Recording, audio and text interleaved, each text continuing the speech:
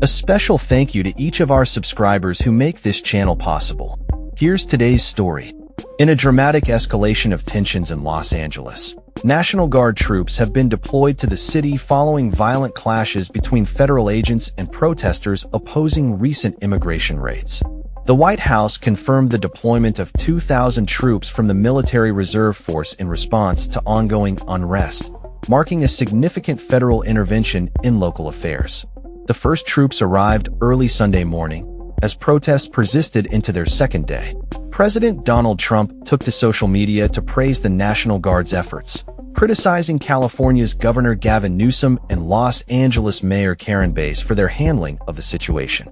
The protests, which began in downtown Los Angeles and spread to surrounding areas like Paramount and Compton, were sparked by aggressive immigration enforcement actions that led to over 100 arrests in just 1 week.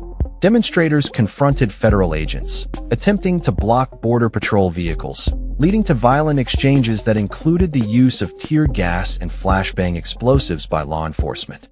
Homeland Security Secretary Kristi Noem stated that the National Guard's role would be to maintain peace while allowing citizens to express their right to protest.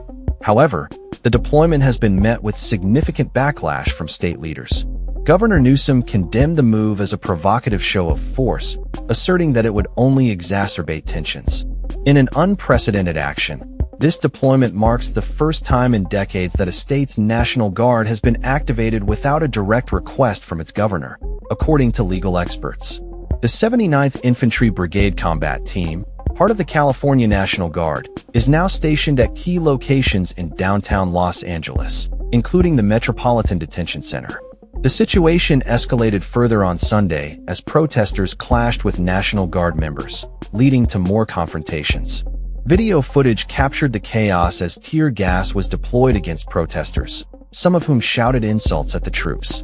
The violent encounters have raised concerns about civil liberties and the appropriate use of military force in domestic situations. Trump's administration has taken a hardline stance against the protests, with Defense Secretary Pete Hegseth threatening to deploy active-duty Marines if the situation does not improve. This aggressive posture has drawn criticism from various political figures, including Vermont Senator Bernie Sanders, who accused the president of moving the country towards authoritarianism. In response to the federal government's actions, several Republican leaders expressed support for the National Guard's involvement, although some, like Senator Ron Johnson, refrained from endorsing the use of active-duty military personnel. As protests continue to unfold, the National Guard's presence in Los Angeles has raised questions about the balance between maintaining public order and respecting the rights of citizens to protest.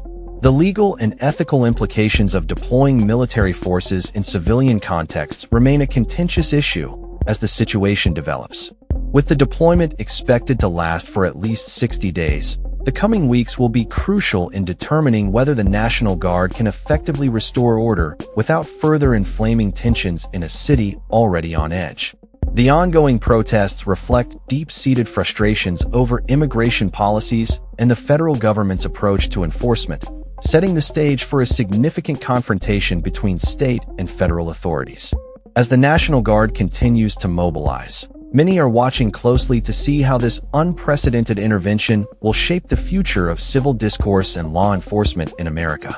The outcome of these events could have lasting implications for both local governance and federal authority in the realm of immigration enforcement. That's all for this story. We upload videos every day covering many different subjects, so hit that subscribe button to stay informed. Thanks for watching.